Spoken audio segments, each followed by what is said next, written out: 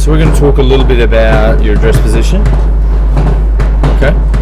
So in other words, we're going to just get you set up a little bit better here. We're going to stand you a little bit taller. Okay, let your arms hang a little bit more.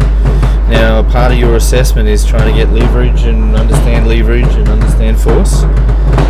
If we don't set it up with that lever system straight, well then it's going to be quite difficult to return it back there. So the best way to deliver a power source is with a straight lever system, and that's our left armpit down to the golf ball. Okay, so the shaft of the golf club, your left arm will all be one straight line. At the moment, that leverage is broken.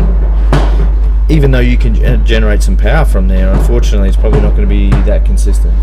Does that make sense? Yeah.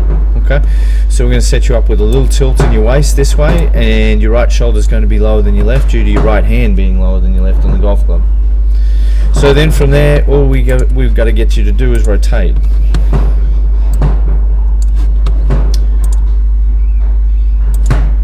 So if you notice, yeah. So what happens there is if we change that hub, if we move that hub, we change the contact point with the ground. Not only that, we lose the pressure off both feet. Okay. At the moment, if you stood on one foot, I gave you a little bit of a shove, you'd lose your balance, right? So I've got to get you to put pressure on both feet. Now when that heel comes off the ground, then we're generally speaking going to move up and back this way with our hub. So now in 2/100ths of a second, you've got to get it back down there again. That's not a great deal of time to get it back down there, right? Yeah. And do it over and over again. Now the other part to this equation is if we've got some leverage, we basically want this left forearm and the shaft to be 90-degree angle. Okay. That's going to create the most power for you, okay, from a leverage point of view. This will be very, very accurate in regards to hitting the center of the golf club each time.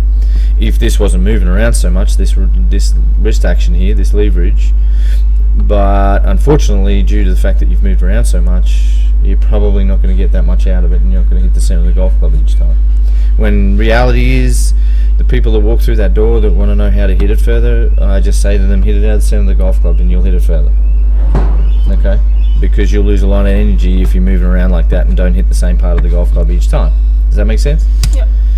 So then we're going to get back there. Now this one you do. Now have a look. You remember where you started from. The shaft was kind of back here with your hands and arms, wasn't it? So it's kind of changed the face a little bit, so that's going to change where the golf ball goes a reasonable amount, right? So we've just got to get that a little bit simpler, like the body action on the way through.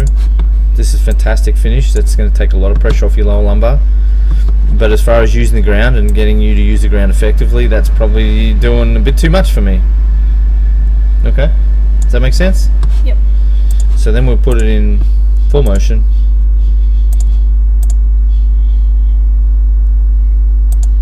And the look on your face there was hilarious too, right? It went along the ground a little. But the fact is you hit it and it went straight, so that's not a bad thing. But I've got to get you to use the ground a little bit more efficiently. Does that make sense? Yep. Okay, so let's go back over here. Let's get you set up a little bit better. And you're going to use the mirror for me. Okay, a lot. And that doesn't matter whether it's here or at home, to get you to understand where your address position is, okay?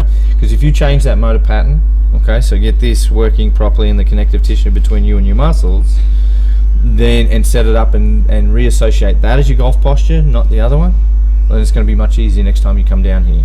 So we don't end up doing it here as in trying to do it here with hitting the golf ball. We react to the golf ball all the time. I'll get you to do it at home. Change that, then you come down here and hit balls. Okay?